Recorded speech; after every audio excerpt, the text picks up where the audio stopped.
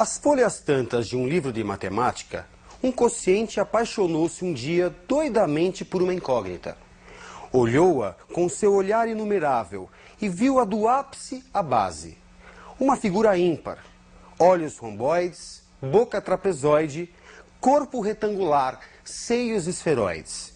Fez da sua uma vida paralela dela, até que se encontraram no infinito. Quem és tu? Indagou ele em ânsia radical. Sou a soma dos quadrados dos catetos, mas pode me chamar de hipotenusa. Esta homenagem de Milor Fernandes à matemática, em sua obra 30 anos de mim mesmo, observamos que a incógnita se enganou ao dizer quem era. Como ela deveria ter se apresentado, já que diz ser o quadrado, a soma dos quadrados dos catetos. Vejamos os assuntos da aula de hoje. Observe na tela. Teorema de Tales, vamos ver a definição do Teorema de Tales, semelhança de triângulos e o Teorema de Pitágoras, Pitágoras de Samos. Teorema de Tales. Se um feixe de retas paralelas é interceptado por duas transversais, ficam determinados segmentos proporcionais. Vejamos na tela o Teorema de Tales. AB guarda uma razão com BC, que é a mesma que RS guarda com ST. Analogamente, AB está para AC, assim como RS está para RT, e BC está para AC, assim como ST está para RT. Vamos ver uma questão de aplicação do Teorema de Tales. Observe na tela. Três terrenos têm frente para a rua A e para a rua B, como mostra a figura.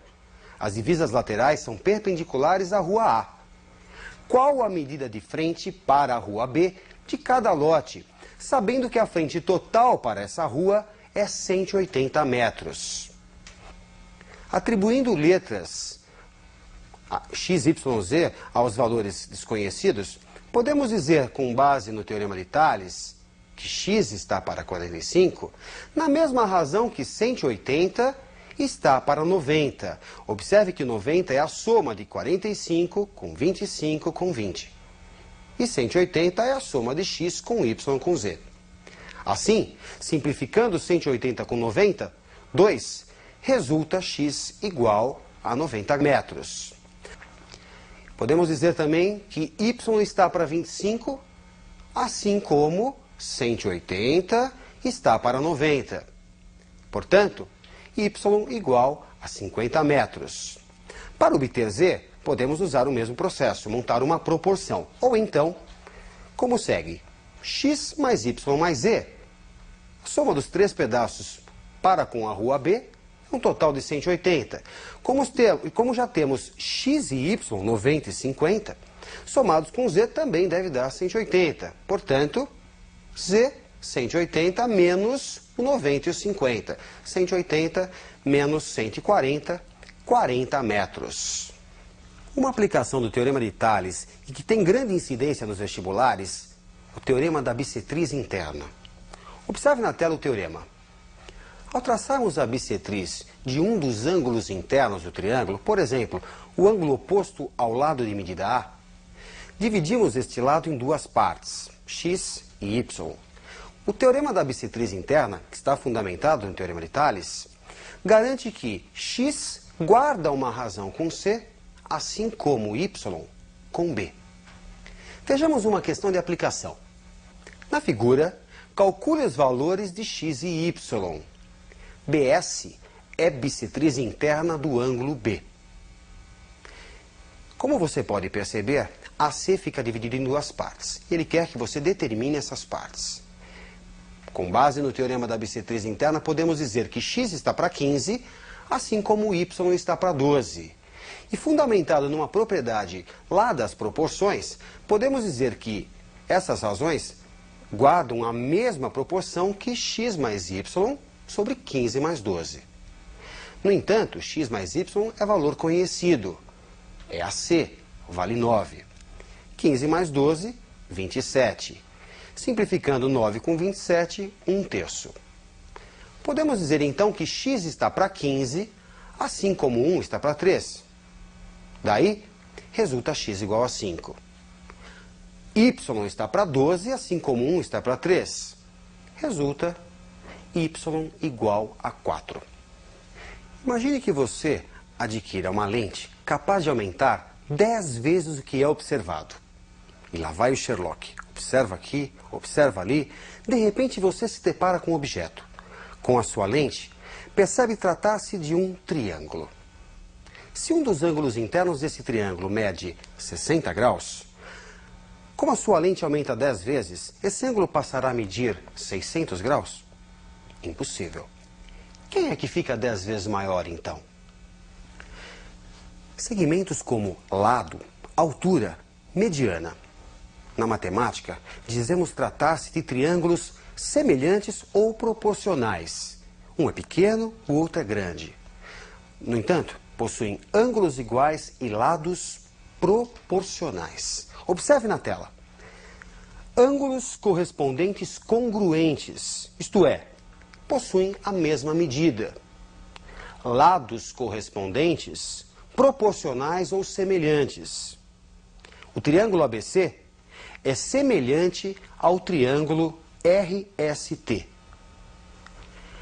Mas será que é necessário verificarmos os 6 elementos em cada triângulo para verificarmos se são ou não semelhantes? Surgem os critérios de semelhança. Observe na tela. Triângulos com lados correspondentes proporcionais são triângulos semelhantes. É o critério LLL de semelhança. Triângulos que possuem 2 lados correspondentes proporcionais e o ângulo compreendido entre eles congruente são triângulos semelhantes. É o critério LAL de semelhança. Triângulos que possuem 2 ângulos correspondentes congruentes são semelhantes. É o critério ângulo-ângulo de semelhança. É, sem dúvida, o mais comum nas questões de vestibular. Vejamos uma questão de aplicação. Observe na tela. Um obelisco de 12 metros de altura projeta, num certo momento, uma sombra de 4,8 metros de extensão. Calcule a distância máxima que uma pessoa de 1,80 m de altura poderá se afastar do centro da base do obelisco, ao longo da sombra, para, em pé, continuar totalmente na sombra. Observando o esquema para o enunciado, note que x, a incógnita, é exatamente o que a pessoa pode se deslocar a partir da base do obelisco sem sair da sombra projetada pelo mesmo. Observe que nós temos aqui 2 triângulos retângulos, um com catetos 12 e 4,8 relativo ao obelisco, e o outro 1,8 e 4,8 menos x relativo à pessoa, que tem 1,80 m. Portanto, triângulos com ângulos iguais, triângulos proporcionais ou semelhantes. Vamos montar a proporção. 12, cateto do maior, está para 1,8, cateto do menor, assim como 4,8, cateto do maior, está para 4,8 menos x. Multiplicando, temos que 8,64 é igual a 57,6 menos 12x, cuidado na distributiva, 12x igual a 48,96 e resulta um x igual a 4,08 metros. Procure se concentrar. Vamos ver uma importante aplicação de semelhança de triângulos. Observe na tela. Traçando a altura h relativa à hipotenusa, esta fica dividida em 2 partes. M, sombra ou projeção na hipotenusa do cateto de medida B, e N, sombra ou projeção na hipotenusa do cateto de medida C. Como se pode facilmente observar, surgem 2 triângulos semelhantes ao triângulo original, pois possuem os mesmos ângulos que o primeiro. Da semelhança entre o triângulo da esquerda e o original, obtemos que B está para A, assim como M está para B. Concluímos, portanto, que b² é igual a A vezes M, ou seja, a medida do cateto ao quadrado é igual ao produto da hipotenusa pela projeção deste cateto sobre a hipotenusa. Essa relação é conhecida como relação de Euclides. Analogamente, de forma semelhante, entre o triângulo da direita e o original, obtemos que C está para A, assim como N está para C, o que resulta C² igual a A vezes N. Somando membro a membro as relações de Euclides, temos que b² mais c² é igual a AM mais AN, equivalente a b² mais c² igual a AM mais N, se colocarmos o A em evidência. Se você observar a figura, M mais N, soma das projeções, é A. Portanto, b² mais c² é igual a A ao quadrado. Resulta, portanto, que a hipotenusa ao quadrado é igual à soma dos quadrados dos catetos. Usando semelhança de triângulos, foi possível provarmos esse teorema tão famoso da geometria, o Teorema de Pitágoras. Pitágoras de Samos.